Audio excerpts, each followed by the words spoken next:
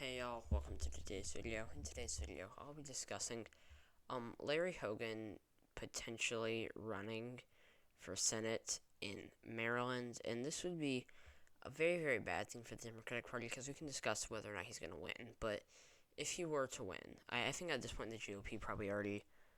I think at this point the GOP, it's fairly safe to say that they're going to win. If we give them Maryland, then now they're at 53-47. And yes, Hogan is obviously a swing vote. Same with Sununu, for being honest. He is still a centrist-ish. He's more conservative than I would say, probably than like a lot of these Republican governors in, well, at least with New Hampshire, like quote-unquote blue states, because I don't really think many people call New Hampshire a blue state, but like a lot of these left-leaning states with Republican governors, I think he's one of the more conservative ones, at least in my mind. I don't think that he's like as centrist as like Phil Scott or like Charlie Baker or something. Charlie Baker could easily be a Democrat. He is basically a neoliberal, which is like Kirsten Sinema's a neoliberal, and she's obviously a Democrat.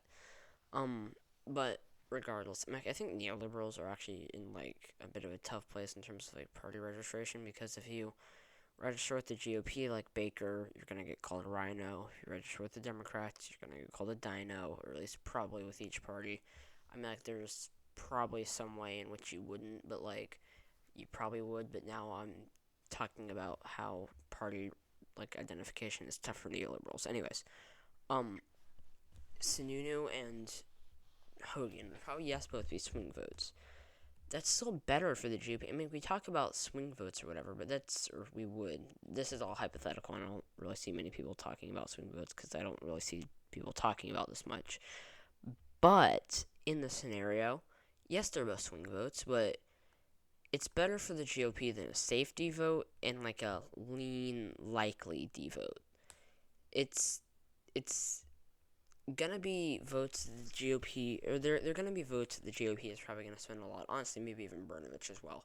They're probably gonna be votes that the GOP is gonna be like trying to win, and that they might be struggling to. They might be the mansions and cinemas of the GOP, but most Democrats, I'm almost certain of it, would rather have mansion and cinema than safe, like Republican senators, because having at least the potential for it and at least having the majority is like it's for like if you're like some random political party, or if you're the Democrats or the Republicans or whatever, you would rather have the majority with swing votes than have a minority with votes with like 100% party line votes. It's not gonna like it's very it would be very it's obviously not a like great situation like if you're a political party and you have a bunch of swing votes that aren't going to vote for you. Like realistically, Hogan probably won't vote with the GOP a lot. Cinema obviously doesn't vote with the GOP a lot. Mansion, Sununu, I think both probably wouldn't.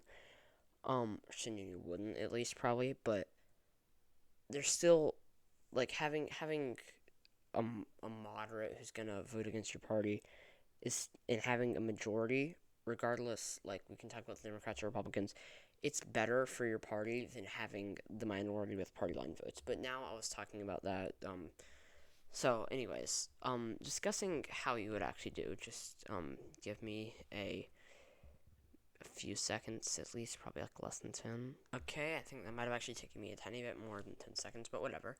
Let's start off by taking a look at Van Hollen's 2016 Senate race. I mean, like, he only won by, like, what? Was this 24.3%?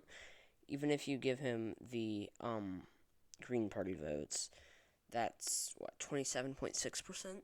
Which is, like, very narrow for Maryland. I mean, like, yeah, obviously that's a huge margin of victory. But for Maryland, I mean, like, Biden carried Maryland by, like, 33%. That's assuming that you give Van Hollen all the Green Party votes as well. That is a very narrow margin of victory for a state like Maryland. Not very narrow, but it's a narrow margin of victory. We go look at Larry Hogan's 2018 bid. He won by 12 point or 11.9%. I mean, like, in a D+9 environment, that's like what, just under 23%. So basically 23% ish, or 22.9% versus 27-ish percent, giving them all the Green Party votes, and assuming that probably practically every, or I don't necessarily know assuming, but those are very, very close numbers. We gave Van Hollen a lot of Green Party votes, and this will likely be in a red wave year. I mean, like, Biden, this is looking like it might be like 2018 for. This is looking like it might be 2018, but, like, switched. I think that realistically, Larry Hogan probably wins this. I think that he is. I think at the end of the day, Hogan's popularity, Van Hollen's underperformance, and the likeliness of it being a red wave really hurt the Democratic Party in Maryland, and I think that this probably does go to Hogan.